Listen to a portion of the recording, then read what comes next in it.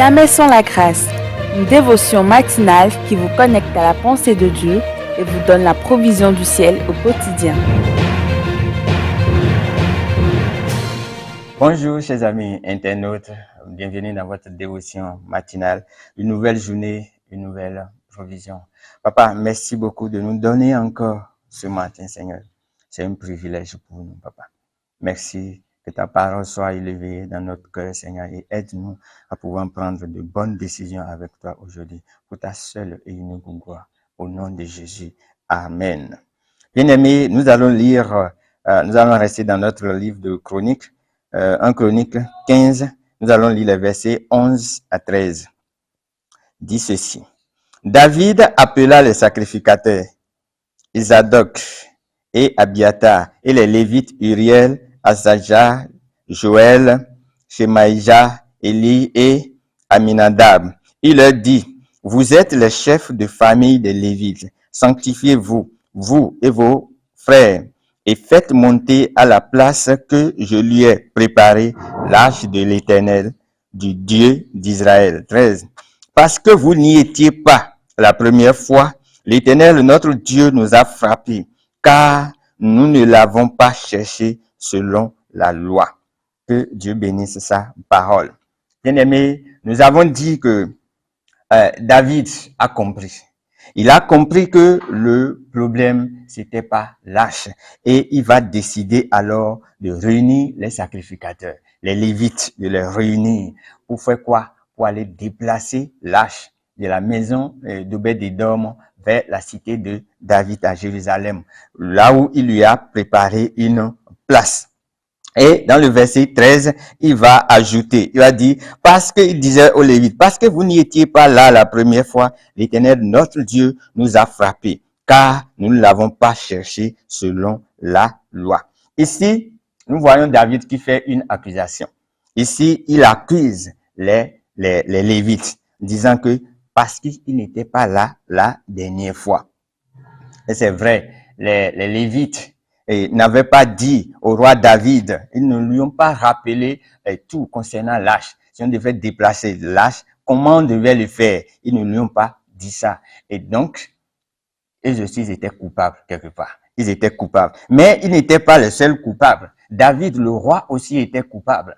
Il était coupable. Parce que, est-ce que lui, comme il le fait maintenant, est-ce qu'il avait rassemblé les sacrificateurs? Il avait rassemblé les Lévites pour leur dire d'aller le faire. Non, lui aussi, il était coupable. Et on va voir que le peuple aussi y était. Bien aimé, parfois c'est très facile de porter l'accusation sur les autres, d'accuser les autres, de dire que oui, c'est à cause de telle personne, c'est à cause de ceci, c'est à cause de... C'est très facile, quoi. C'est très facile de le faire. Mais quand on fouille vraiment et on s'examine devant Dieu, on voit si on est responsable quelque part.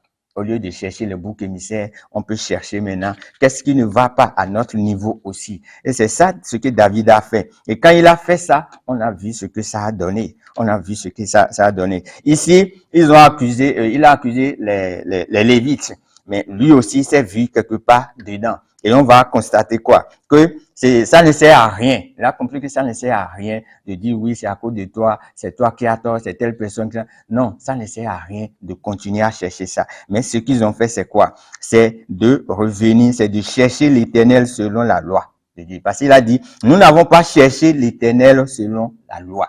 Donc, il a compris. Ça signifie la repentance. Ça, c'est la repentance. Donc, quand il s'est vu que oui, ils ont mal agi, ce qui doit suivre immédiatement, c'est la repentance. Quand tu sais que ça ne va pas, ou tu vois qu'il y a un problème, et Dieu met le doigt sur quelque chose, la seule chose ou la première chose à faire, c'est de te repentir. C'est de nous repentir. Et on va voir que le peuple, tout le peuple va se repentir devant Dieu. Ils vont se repentir devant Dieu. Et qu'est-ce qu'ils vont faire? Ils vont décider maintenant, ensemble, ils vont se sanctifier. Et ensemble, ils vont décider d'aller chercher l'arche. Et si nous lisons dans le verset 28, ça dit, tout Israël fit monter l'arche de l'alliance de l'Éternel avec des cris de joie au son des clairons, des trompettes et des cymbales et en faisant retentir des luttes et des harpes. Maintenant, c'est avec la joie qu'ils vont déplacer l'arche vers le lieu que David lui a réservé. Et cette fois-ci, il n'y a plus de mort, il n'y a plus de fléau. Waouh! Tout donnait gloire à Dieu.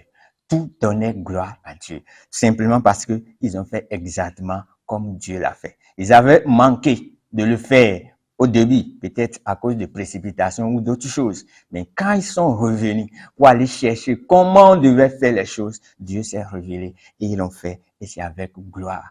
Que le Seigneur nous bénisse et on se retrouve à la prochaine. Si vous avez aimé cette émission, parlez-en à vos amis. Parlez-leur du message de la grâce et de ce qu'il fait dans vos vies. Pour un sujet de prière, une question ou pour devenir partenaire, contactez-nous au 00229 94 75 80 20. Que Dieu vous bénisse et à la prochaine.